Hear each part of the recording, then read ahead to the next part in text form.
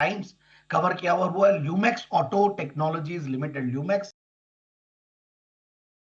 एकदम, अगर आप टू व्हीलर फोर व्हीलर में देखते हैं ये नाम बहुत देखा जाता है, और प्लस कंपनी का परफॉर्मेंस गजब कर रहा है पिछले कई सालों से, और इसीलिए कम से कम 8-9 बार कवर किया गया ये स्टॉक, और हर बार टारगेट जब अचीव होते हैं तो और भी कॉन्फिडेंस बढ़ता है। DK Jain group of companies from Delhi, और 1981 से कंपनी कार्यरत, ऑटोमोटिव लैंप्स में plastic moulded parts, frame chassis ये सब बनाती है टू व्हीलर और फोर व्हीलर थ्री व्हीलर्स के लिए।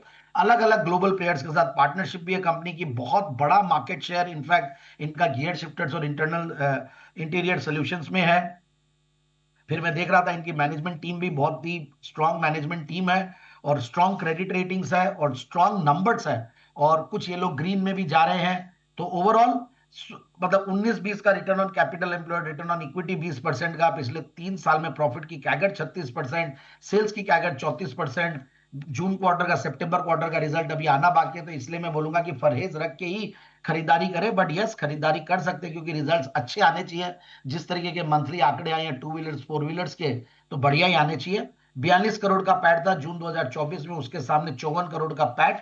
तो ओवरऑल एक फैंटास्टिक कंपनी, प्रोमोटर्स की स्ट्रॉन्ग शेयर होल्डिंग के अलावा एफआईआई डीआईज भी करीब 24-25% के लगभग होल्ड करते हैं।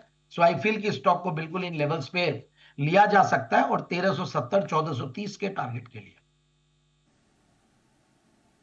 जी, तो रही आपके लिए ल्यूमेक्स ऑटोटेक पर खरीदारी की सलाह। 1370 और 1430 तक के टारगेट के लिए आप यहां पर लॉन्ग टर्म की खरीदारी कर सकते हैं। ये रही आपके लिए संदीप जी की राय।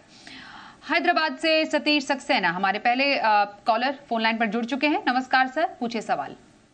नमस्कार, मैं सक्सेना बोल रहा हूँ हैदराबाद से। संदीप जी का बहुत बड़ा फैन। क्वेश्चन है, विष्णु आर पुगलिया, मेरे पास 300 शेयर्स हैं 105 के रेट पे। पहली बार शेयर खरीदते हैं तो डर तो लगता ही है। मुझे याद है जब मैं 11th स्टैंडर्ड में था, अपने जीवन का पहला स्टॉक खरीदा, तभी समझ आ गया था कि देखिए देखिए, मैं थोड़ा सा जो रोड्स इंफ्रा वाली कंपनियां हैं वहां पे थोड़ा सा मुझे, पहले मैं जरूर से इन कंपनियों पे बुलिश हुआ करता था, बट अभी ओवरऑल कम बुलिश हूं। हालांकि बहुत बड़ा क्रैक आया इस स्टॉक में। एक तो क्या होता है कि ऑर्डर विंस आते हैं तो मार्केट पहले तो रिस्पेक्ट करता था और चलता भी थे स्टॉक्स, बट इन दिनों में चूंकि बहुत सारा ये न्यूज भी ऑलरेडी डिस्काउंटेड लगती है, और पिछले रैली के जो हीरोज होते हैं वो नेक्स्ट रैली में कम चलते हैं, ऐसा मेरा मानना है। और इस बार ये रोड इंफ्रा वाली कंपनियां बहुत ज्यादा कोई परफॉर्म नहीं कर रही हैं, क्योंकि कंपटीशन भी है, साथ साथ ये लगता है कि जिस तरीके से इनके प्रॉफिटेबिलिटी पे भी इंपैक्ट पड़ा है, इस कंपनी का भी मार्जिन काफी डिप हुए हैं। तो मेरे हिसाब से बहुत ज्यादा मैं बुलिश तो नहीं हूं, but at the same time मुझे ऐसा लगता है कि करेक्शन भी ओवरडन हो चुका है काफी। इनफैक्ट नीचे के लेवल पे ऊपर के लेवल से आ चुका, मतलब आप देखेंगे तो करीब 346 के लेवल से आज ऑलमोस्ट 52 वीक लोज और लाइफ टाइम लोज के आसपास है। तो यहां पे तो एग्जिट करना औचित्य नहीं होगा, और प्लस इन्होंने एंट्री हालांकि 100 रुपए पे की है, तो एक इन्होंने फॉलिंग नाइफ को पकड़ने की कोशिश की है। बट मुझे ऐसा लगता है कि बाउंस अगर आता है तो ये एग्जिट कर जाए और अपने प्रॉफिट्स में हो सकता है कि आ जाए, क्योंकि 100 रुपए पे अगर एंट्री ली हुई है। बाकी मैंने वैसे स्टॉक को मतलब ऑफ रेडार ही था मेरा, मैंने बहुत ज्यादा स्टॉक को कभी चर्चा में और डिस्कशन में आया नहीं है मेरे। तो बाउंस पर एग्जिट के मौके भी आप तलाश सकते हैं वीपीआरपीएल पर।